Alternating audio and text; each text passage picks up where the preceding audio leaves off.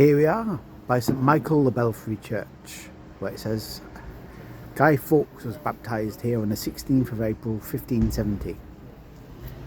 Now, there are many who will say that he was born over here, which is now the Guy Fawkes Inn.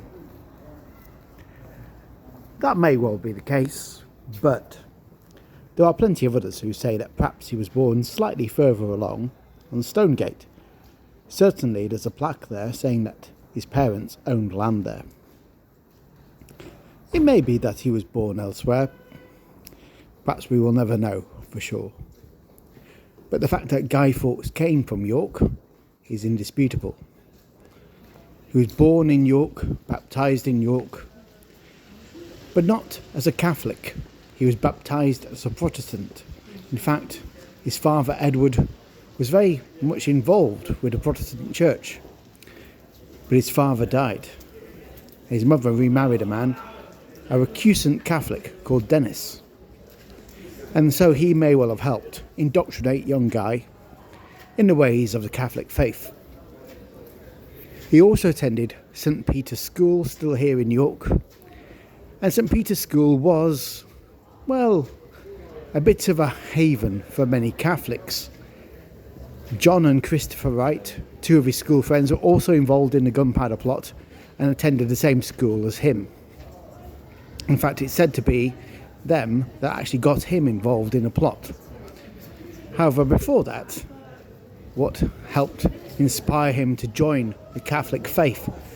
There are many who say he was here in York on the very day the woman called Margaret Clitheroe was executed by a fate known as pressed under a heavy weight underneath a wooden door, pressed to death for hiding Catholic priests. This may well be the case, and certainly he would probably have known her, as she was related to John and Christopher Wright. Also, John and Christopher Wright had a sister, Martha, who was married to Thomas Percy, one of the other members of the gunpowder plot. So it's all very much involved.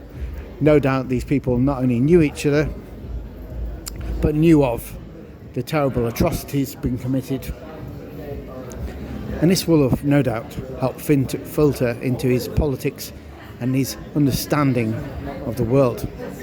Guy was only 16 at the time Margaret Clitheroe was executed, and 21 when he joined the Spanish army and changed his name to Guido.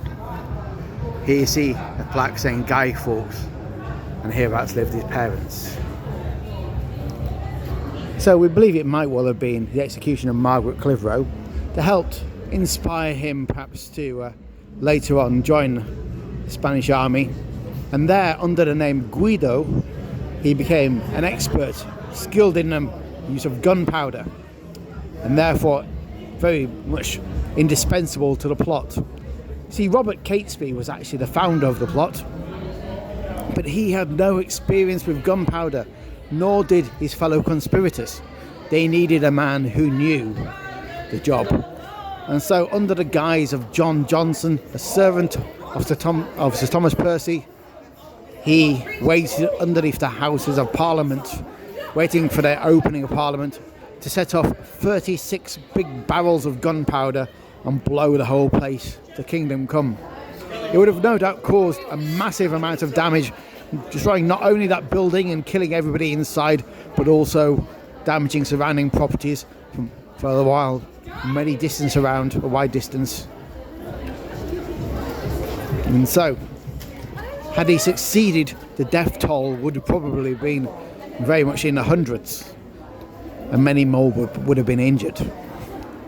Now you can argue that of course that would have been a terrible atrocity, but nevertheless you cannot also ignore the fact that Catholics have been heavily persecuted for a long time, and this was a result of that.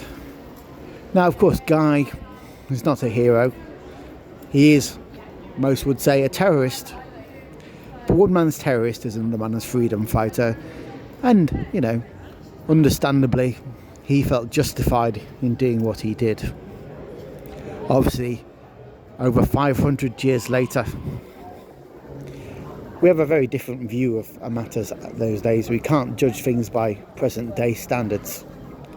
But nevertheless, here in York, regardless of how it all ended for him, Guy Fawkes is still well known, well thought of, and he's still kind of here in spirit. Have a happy, safe bonfire night.